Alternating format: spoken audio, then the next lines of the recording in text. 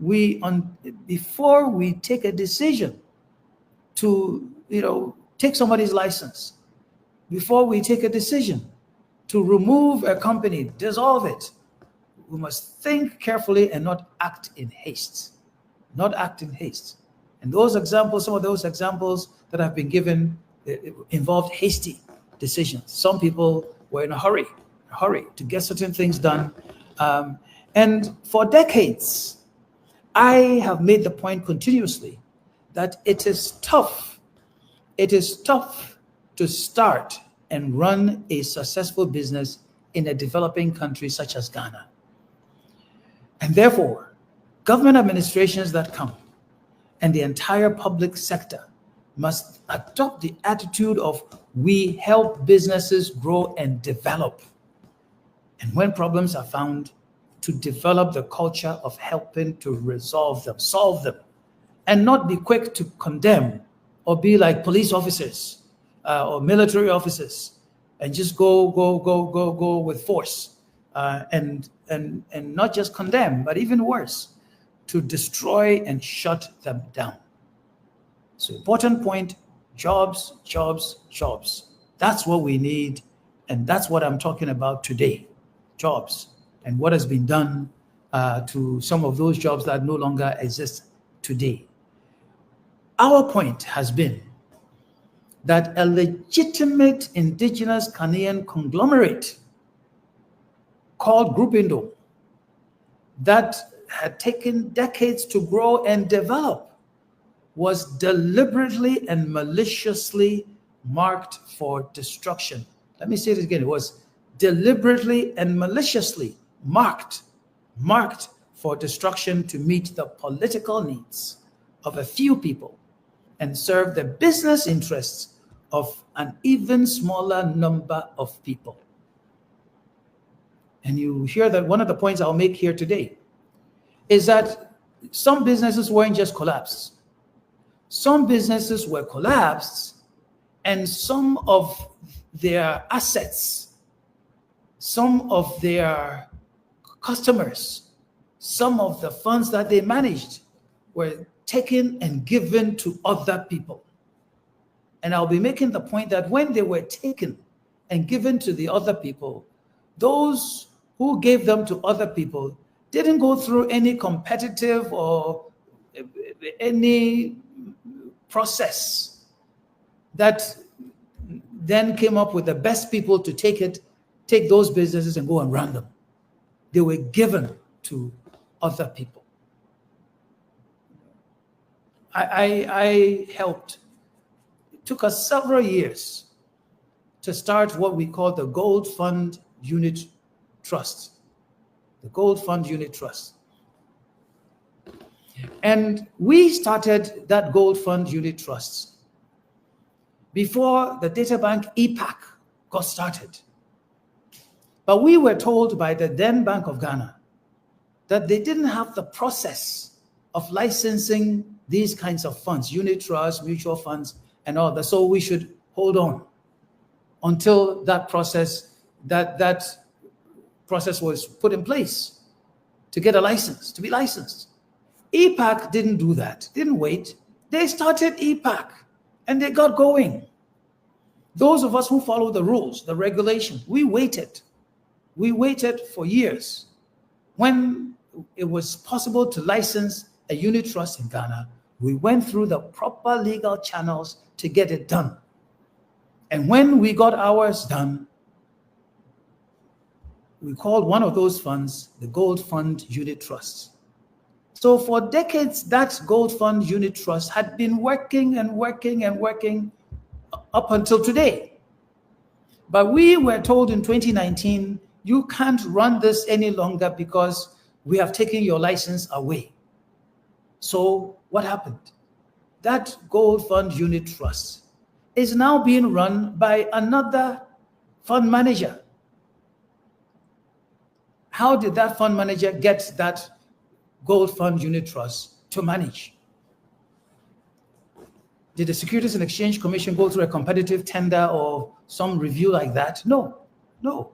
And recently, those people who had become beneficiaries of the Gold Fund were at an annual general meeting looking to change the objects of the fund, even trying to change the name of the fund, something they have become beneficiaries of but did not start it.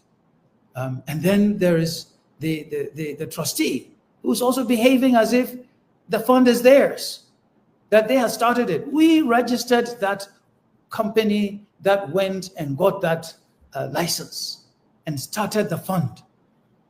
And at some point, we will revisit this matter, because that bank or its related organization that says that they are the trustees of the Gold Fund Unit Trust and are acting as if it belongs to them, a time will come, we will show up and demand what is ours.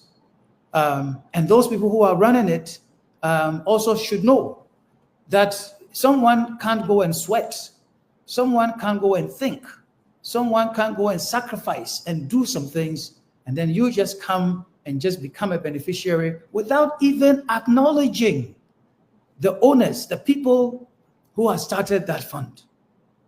I will give you a couple more comprehensive example of something like that also in the financial sector.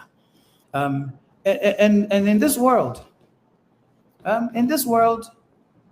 you have to work before you eat. Okay, you don't let someone go and work, create something, and then you come and grab it and go and take it because somebody with political power has said, oh, these people, they are no longer good. You take it and go and run it as if it is your own. So again, the point I am trying to make is this, that you can't take a legitimate indigenous business enterprise in a place like Ghana, in a developing economy like Ghana, and sort of push the people aside, take their business without sitting down and thinking deeply, involving yourself in some deep thoughts, discussions, examinations. Don't think about what would happen to somebody like Paa Kwesi Nduom, but all of those other people whose labor had gone into it and who actually labor within that organization for their living. You don't do that to people, especially if you've been given political power. You don't do that. You definitely don't do it. And for the general population, sometimes I've been sitting sad, very sad, thinking about some of those people who came to harass us when some of the challenges came with GN Bank, with Gold Coast Fund Management, with Black Shield, and the way they attacked us personally, the way they were even looking for us physically. People we had known for years, people who had benefited, that we had invested their funds, and they had gotten, some of them, what was left there, even if it was a lot of money, some of them had gotten twice what they had originally put to us. But then the venom with which some of them came after us, after my family, and so on, it was just amazing. And many of those people, they see us today. They see us, and some of them hide, because after all of that, they can't come. Some of them,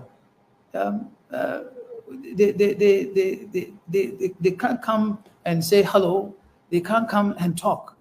They can't come and establish the same kinds of relationships that we had before, because they know sort of the venom, the hatred in their eyes, and whatever that they had looked at us with.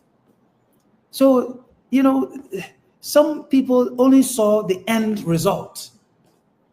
The end results were liquidity challenges, inability to pay tax or GRA was after us, to pay pension, and so SNIT was after us, even to meet payroll. And people were saying, you owe us back pay. Factories, many of our factories were closed, and which led to unemployment. But you see, they couldn't see the conspiracy. I'm saying that again, it was a conspiracy. The conspiracy that I also think that the man at the top, you know who I'm talking about. I don't think that the man at the top opened his eyes wide enough.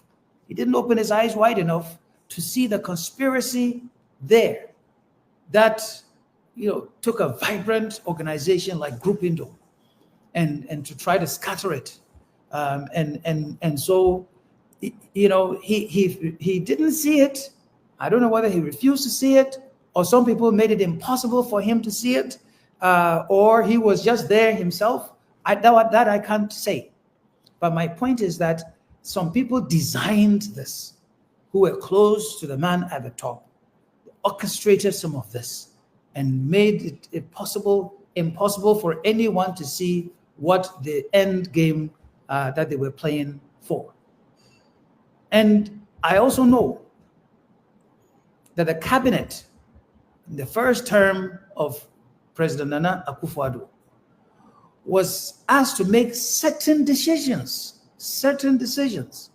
that compromise the independence of the central bank and the financial sector. Because if indeed Bank of Ghana is independent, why would somebody take a matter of closing banks and financial institutions or whatever to cabinet, for cabinet to vote on it, to argue over it, vote on it, and then what? If cabinet says, don't close this or close that one, how would a governor of a Bank of Ghana that's appointed by the same executive, how could he refuse? How could he refuse to say no and say that I wouldn't do it? I would not do it. What would happen to him? So the cabinet, I don't believe, saw the implications of their actions on jobs and the overall economy. If that had been done, I don't believe some of those decisions that were made would have been carried through. And I've said it a number of times, that former president, the late Atta, he had been asked by some people to take Data Bank to task and collapse that company that was founded by the former finance minister and his colleagues. And what did he say? Former President Atta said, look, I'm not worried about Ken Ofori. Who I am worried about are the employees of Data Bank, their families, and those who had put their monies into Data Bank. So if you're asking me to prosecute, if you're asking me to do things that would lead to the collapse of that Data Bank, that I wouldn't do it. And he didn't do it. I respect him for that. Always have respected him for that. That's why I keep repeating it.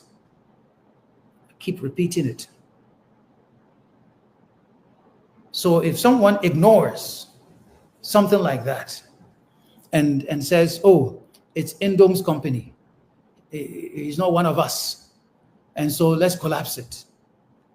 Atta didn't do that. He did not do that. And so I am saying, also making the point, that the economy of Ghana was destroyed by the actions of a handful of people who controlled the financial and investment sector. Again, the Ghanaian economy was destroyed by the actions of a handful of people who controlled the financial and investment sector. And the leader, the one who led this, and is still the same one who is behind there, as if he's not there, that man is Kenneth Kununku Ofori. If he disagrees, let him come to the public and say, no, it wasn't me. It was somebody else. Who led this? It's him. And me, I'm saying it straight. He is the one the president trusted to raise money for his campaigns, and then when they want power, to run the economy. And this has proven the old adage that it is not necessarily those who help bring you to power who make you successful when you get there. And I believe that the president has regretted the decision that he made to put our economy in the hands of the investment analysts who became the finance minister, Mr. Ofori Atta. And I'm also making the point that once you set the train of destruction on the tracks, you get the engine going, the collateral damage can be huge. Stopping a fast-moving, strong train is difficult. And in Ghana, the financial sector was set on a path of destruction that required criminalizing the owners, the shareholders, the entrepreneurs, the directors, soiling reputations in a so-called attempt to consolidate, create big banks capable of making big deals, and in the process, punish political opponents and business competitors. Saying it as it is. This is how I've seen it. I don't know how you've seen it, but this is how I have seen it. And that, so if we're going to collapse Paa Kwesi Nduom's bank, and we know we don't have a legitimate reason, then we create one that he collected some $60 million and illegally transferred them to the United States. Or they did this, they did that, without digging into the facts of the matter, so that the people out there can say, hey, so all this time, this is what the man had been doing. Oh, okay. Then if his bank is collapsed, then he deserves it. So, as some people say, you give something a bad name so you can hang it. It's not anything new. So that's the point that I'm making. And so in an unprecedented move, the bar for banks was set so high, so that local investors, to make it impossible for local people in the industry to raise that sort of money. The 400 million Ghana cedis never happened before. No, unprecedented. To move it straight from 120 million, whatever, to 400 million, knowing that people would find it difficult. And who would the people who would find it difficult? The indigenous people, that they will find it difficult. And for some people who nothing could be found against, well, they said they were not fit for purpose. And for some of us who they knew had money with government agencies, they just said, oh, as for we at Bank of Ghana, we don't know anything about what is owed by anybody. All we know is the situation as it is on the ground. And for some of the politicians, they said, no, all that we are concerned about is there's agitation. People are agitating for their monies, and they can't pay them what some judge said, paltry sums of money to. So let's collapse it. Let's collapse it. In a country like Ghana, a poor country like Ghana, with an investment like that made into GN Bank with 300 branches all over the country, you don't just get up and make those kinds of decisions and walk away, which is what has been done. I'll show you the impact of walking away, doing something and just walking away. So look, I am saying that 400 million bar, we walked around the world with others, some of them related to government, this administration. We went all over the place, the UK, to Asia, America, whatever, to look for money. And nobody was interested in giving big monies for anybody to go and recapitalize a bank in Ghana. you'll find out how many of the banks that exist today went and raised any significant sums of money to recapitalize. Many of them, they restructured their balance sheet. They did all manner of other things in order to be able to say that we have met the capital. And otherwise, then those foreign-owned banks, yes, their mothers and fathers and grandfathers and whatever elsewhere brought them some money. But other than that, I know that the people who did this knew that it was nearly impossible to go and raise money from somewhere to bring it to Ghana. And then those of us who had monies in the hands of government and its agencies, they said, let's sit on them. Don't pay any money to these people so that they can continue to have problems, challenges, and then they are no longer banks. You don't do that to your people. You don't do that to your people. Not in a country like Ghana. And I'm hoping that we've learned from those hasty decisions and that nobody will come back again in this country and do something that had happened in 2017, 2018, 2019. We shouldn't do that. But then now, having recognized the negative impact of those decisions, however, I think that some people thought that, if we only have a few banks in Ghana, and they are big banks, and they are quote unquote well capitalized, then a lot of business activities will happen. Well, did it happen? Has it happened? What is happening to some of the banks? And many of those banks are wobbling today, looking for money, looking for liquidity. So, as the Fantis will say, what happened? What happened? And so, look, I am saying, therefore, that the destruction of the Ghanaian economy started with the decisions made at the instance of the Finance Ministry not to honor payment certificates for contractors, government contractors, and the decision to cleanse, quote unquote, the financial sector of entrepreneurs they did not like or want.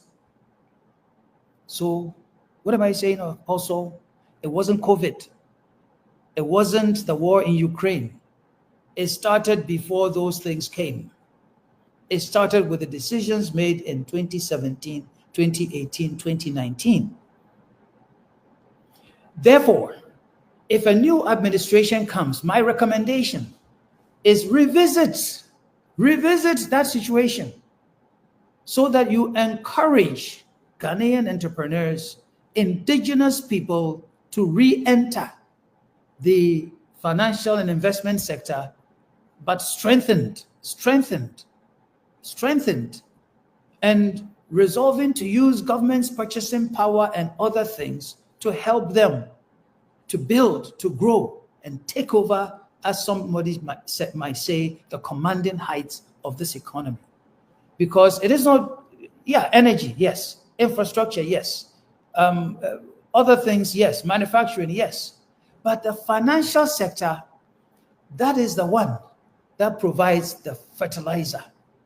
Sometimes it provides the seeds even, that provides the water and other things to make businesses grow and jobs to be created. If that's not in the hands of your indigenous people, your economy suffers, as our economy has been suffering.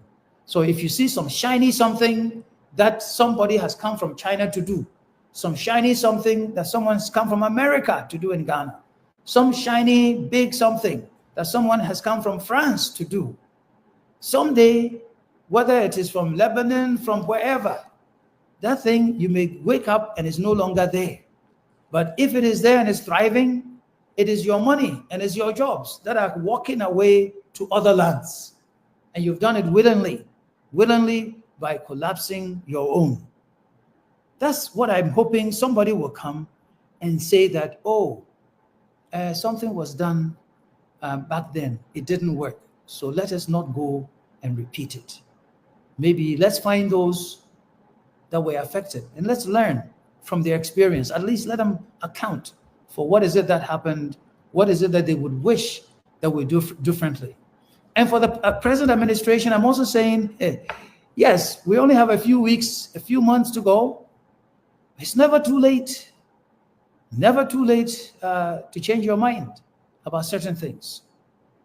Where the damage could have been prevented, yeah, go back and resolve the problems, negotiate, fix the problem, and let's get the economy, let's get the banks and the financial institutions and other things, let's get them working.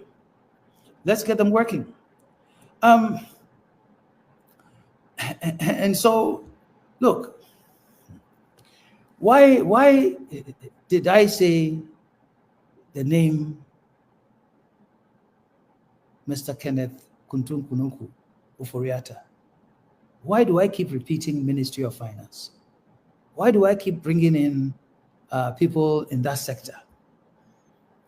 Let me show you how widespread the influence has been. You find out that the people you will find at Bank of Ghana, National Insurance Commission, National Pensions Regulatory Commission, Securities and Exchange Commission, GRA, SNET, Cocoa Board, and many others. There is some interrelationships there. And you draw many of them to one person, even today, to one person, the same man. So where did the head of Securities and Exchange Commission come from? Where did he come from? Where did some of the people there come from? Where did some of the people at MPRA, who appointed them? Who recommended them? Who recommended the people who are at Bank of Ghana and others? Who? But then there's a systemic problem which needs to be changed, and I hope the next administration works on it.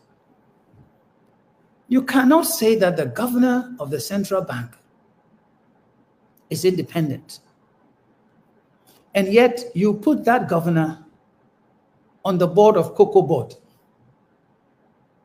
Somebody who should be sitting somewhere in some office way away from other people, independent. Why put him there at Cocoa Board?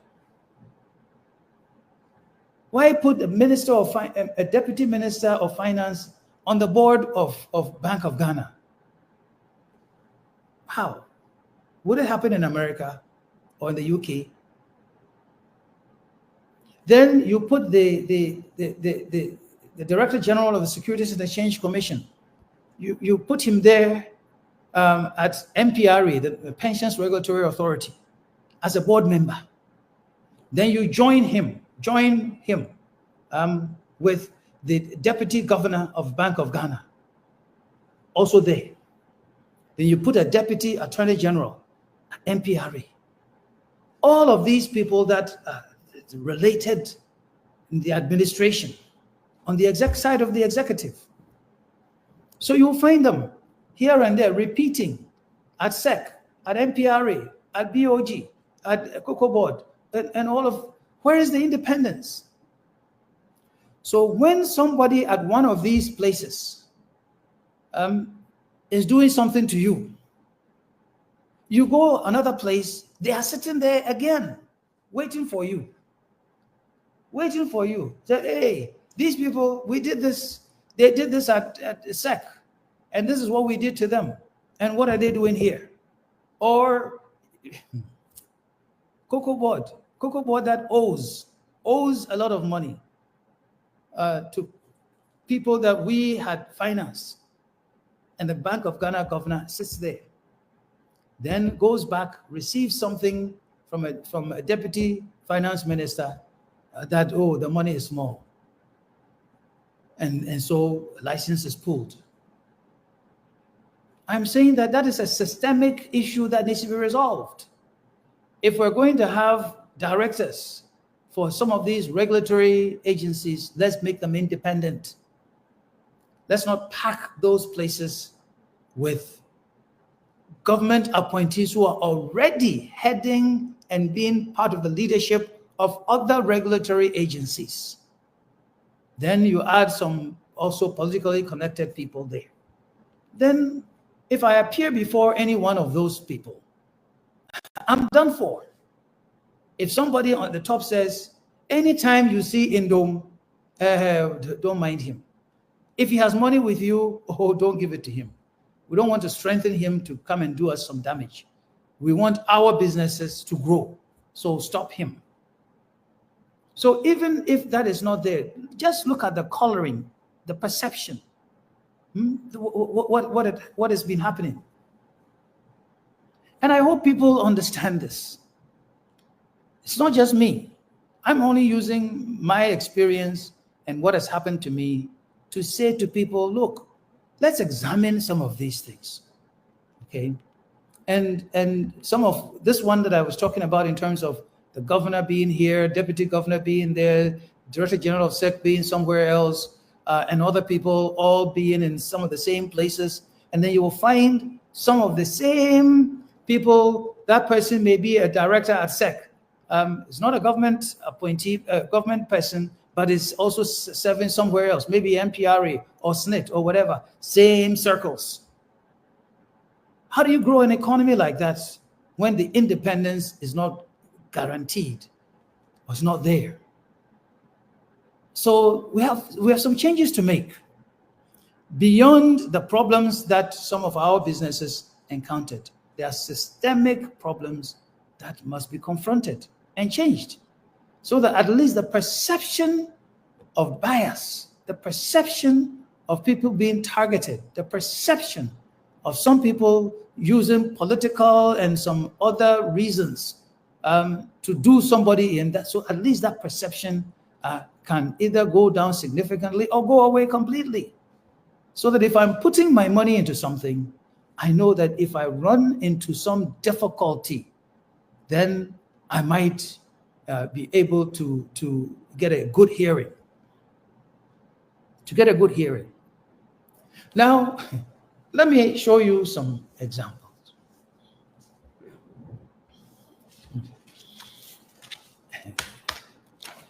You see, this is a letter from the National Pensions Regulatory Authority. There are several of them. October 2020, December 2023, several of them. August 2022, a whole bunch of them. I've got them here. This one, also December 2023. Now, what I'm saying is this: when you are in a system like Ghana, you take your time before you tag somebody, or before you accuse someone, and before you run something through that, hey, these people, they have deliberately done something wrong. We told them not to do it, or when we found out, we told them, do this, do that, correct this, correct that, give them good time to resolve and help them to get it taken care of before you take some harsh, very, very harsh actions that you know will not, they can't recover from. So the example I want to show here is that the National Pensions Regulatory Authority, under the leadership of Mr. Hayford Atta, and Mr. Hayford Atta, I'm not going to give you his background. If you just check, you know how he came to Ghana from the UK and his antecedents and all of it. So I don't begrudge him that he was made the chief executive of the National Pensions Regulatory Authority. I know him, I know his son, I know other people. But what does orders from above have to do with anything? If you look at a number of these things that I have shown to you, from 2020 going, the word was that our pensions company, pensions trustee, licensed before this current administration came into power. The accusation when after GN Bank lost its license, and they were looking for money, our pensions company was looking for money to pay even our own employees who had monies in one of the master schemes, Tier 2 and also Tier 3 pensions scheme. Somebody all of a sudden then came and said, oh, this is a Group Nduom fund. So Group Nduom has gone and illegally withdrawn money from that pension fund.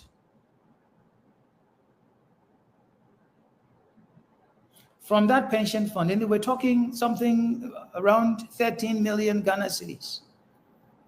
Now, when you say somebody, the employer, which is Group Nduom, has gone to withdraw money from a pension fund, what understanding do you get immediately, just after me saying this?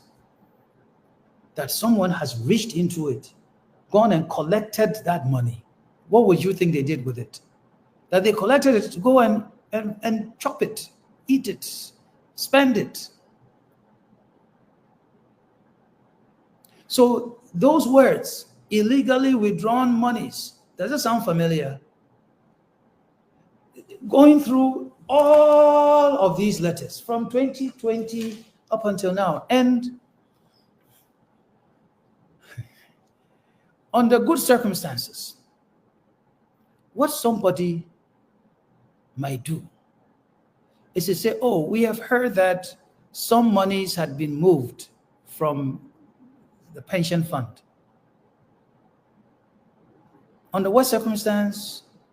What happened? Where is the money? And so on and so forth. No such thing. They were in a hurry. Oh, they have illegally withdrew money. And so we must, give them 2 weeks, 3 weeks, 6 weeks, whatever. They should bring the money back. Or we do all sorts of things. And in one of these letters, in one of these letters, it says, failing any of the above, the authority shall take steps to revoke the license and resort to prosecution of all the individuals involved or any other administrative remedies. What they weren't saying was that they had already frozen and removed the license. This was in 2023. 2023. Hey, NPRA. But what happened? Yes, monies were moved from one bank to another. So if you say that, oh, it was moved from one bank to another, which bank was it moved to? GN Bank. Is the money there or not? Yes, the money was there. When the bank's license was taken, it meant the money remained with the receiver. And as I sit here today, you can ask the question, has the money been paid by the receiver? Yes. Yes. The money has been paid by the receiver. Part of the money was paid to GRA, and I think that it was paid to GRA by mistake. Now, if money has gone to GRA, a government agency, and GRA is refusing to pay that money back, and they are resorting to court action to get GRA to pay, now you understand. It's not an easy matter of going to say somebody had just come and withdrawn. It didn't happen like that. But the people were in a hurry to hang us with something. And so even if somebody had made some error, some mistake, you put a hammer to people's heads and say, I'm going to kill you. I'm going to stop you. And if you don't stop screaming, I will prosecute you. Is that how we run an economy like this? And I'm saying to you, even though some of those people were walking around claiming that, oh, order from above, order from above, order from above, where? Which above? Who above? And they are still hiding this thing, these problems. They are still hiding them. But that's not even, for me, the worst part of it. After 2020, then they said, oh, we are not renewing your license. And because we're not renewing your license, your tier 2, the fund that you are running, tier 2 fund, back then, it had 30 million Ghana cedis in it. Today, it has 60 million Ghana cedis today. What did MPRA do? MPRA took, commanded our pension company to give that fund to another company. What's the name of that company? It's called NBC. NBC. I'm not going to mention the names of the people that were involved because you go and check. NBC. So it was not just that. It was not just that.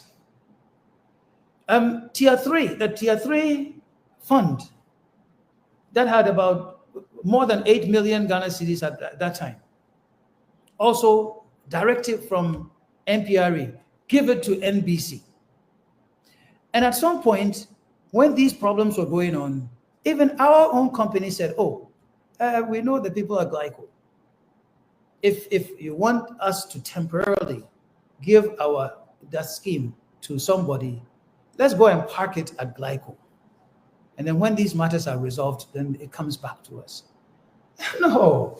MPRA wrote a letter saying, no, you can't do that. You can't give it to Glyco. Then they wrote another letter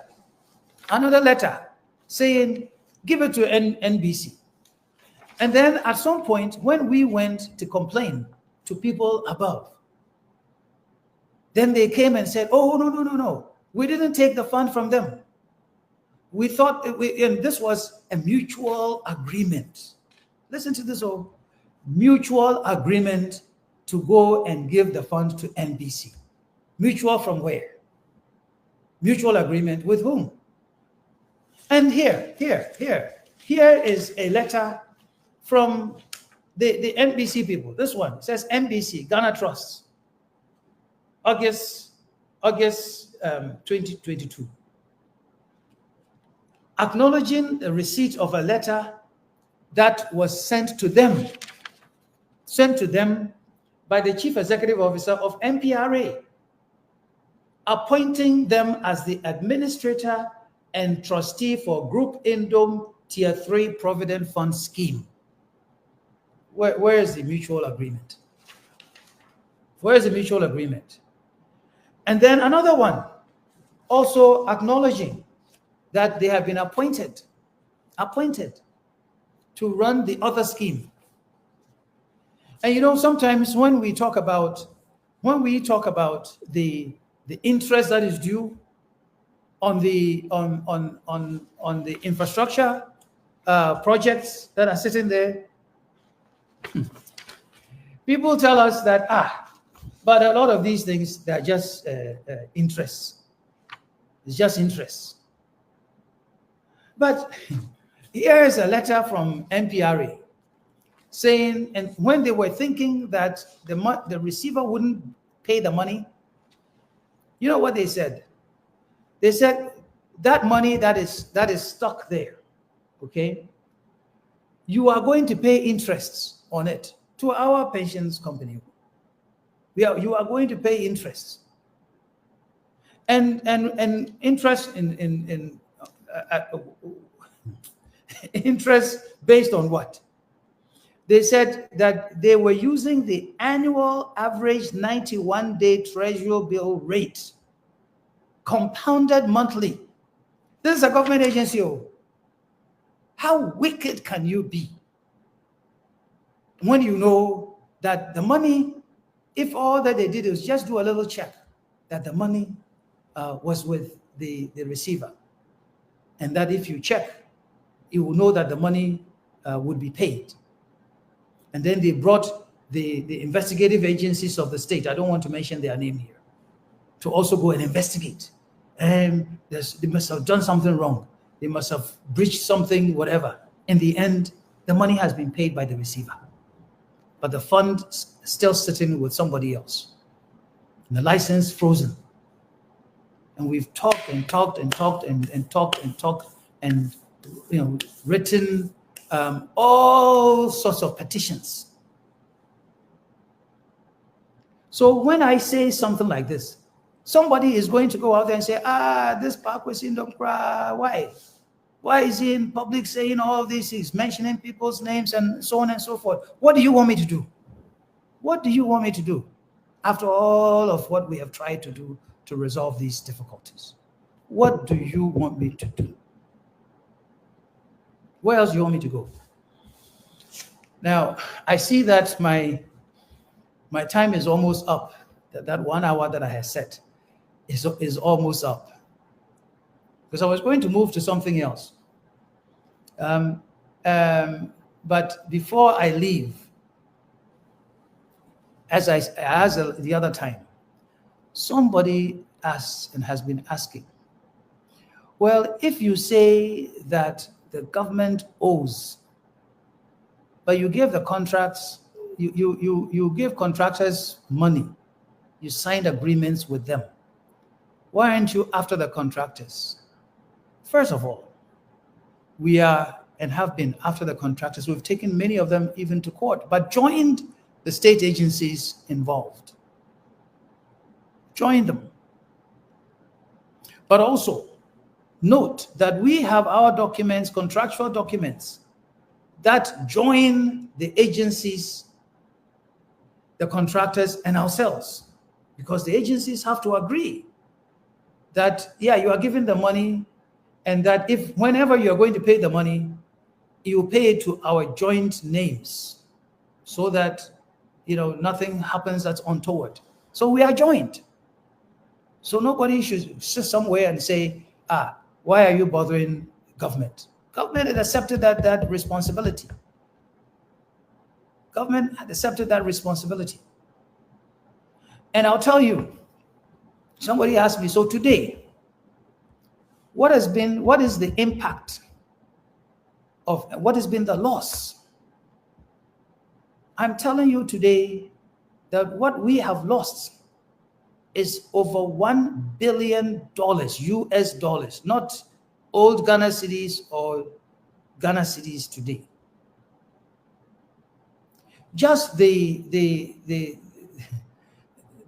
receivable from government and its agencies alone with interest today is about 8 billion Ghana cedis.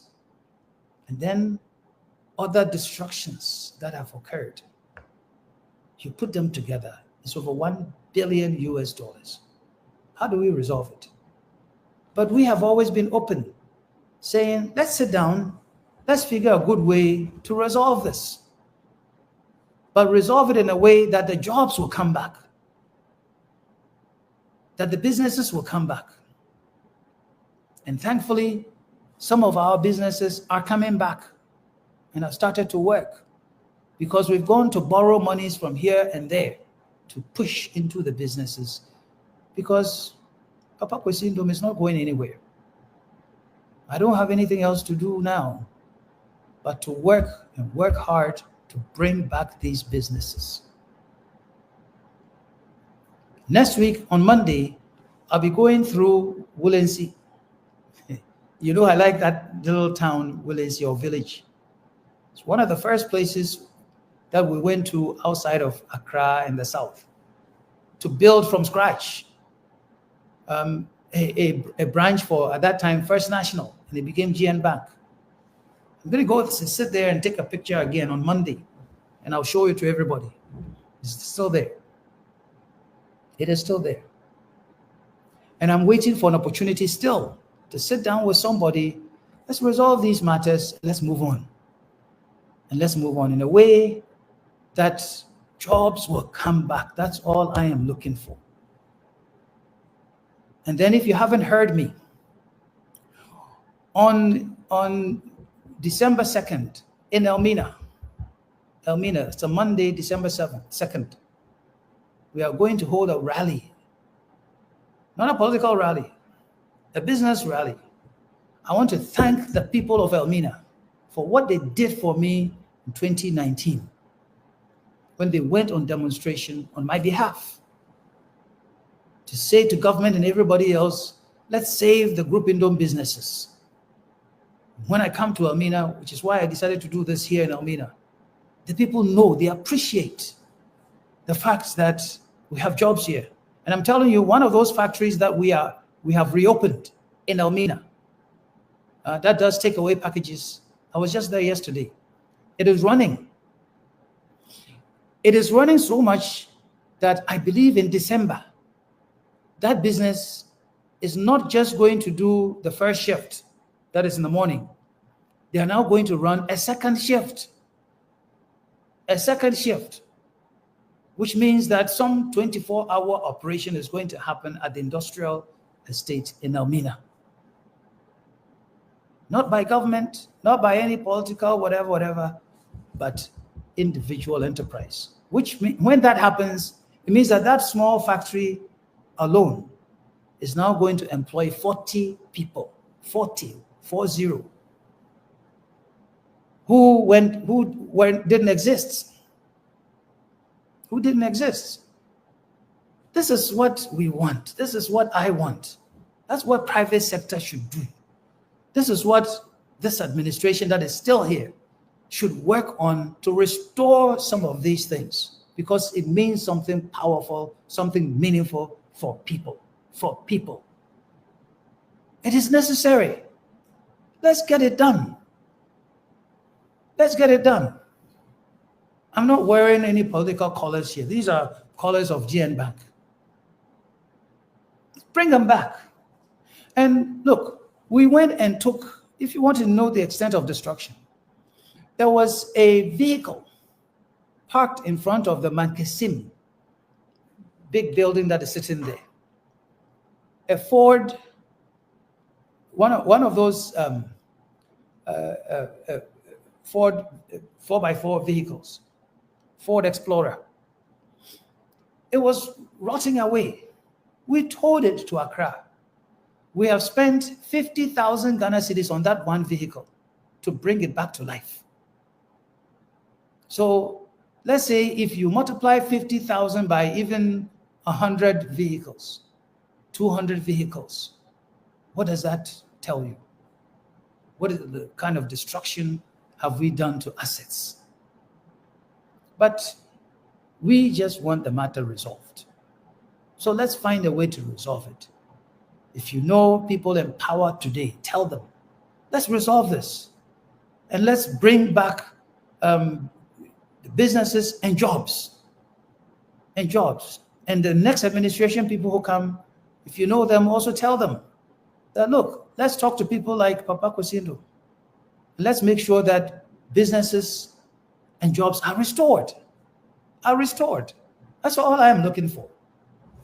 That's all I am looking for, nothing else. And the next time, I didn't get a chance to show you some of the things that I have sitting here. See, there's this thing here. What does this say? It says, the state of GN Bank assets. The state of GN Bank. We've even done a booklet with it. Next time, I will show you. I will show them to you. We'll go through, we'll have another discussion. So once again, I thank you for listening to me, watching this broadcast, spending a bit of time this morning with me. And I hope that you've understood some of the messages that we've been trying to cut across. I don't mean to throw dirt on anyone necessarily. I've had to, mention some names in order to make a point, in order for people to understand what is it that I'm trying to say. But all I want is, I want the jobs back. I want those companies back. Too many young people without jobs. It's all about jobs and jobs and jobs. So I thank you for being with me this morning. Whatever it is that you're doing, oh, may God bless it for you. May the Lord protect your enterprise, push you to do something wonderful so that other people can benefit from your enterprise. And those of you in responsible positions where you can help our enterprises grow, do just that. Push somebody forward. Use the state's purchasing power and authority to increase someone's enterprise. May God bless each and every one of us. Thank you once again.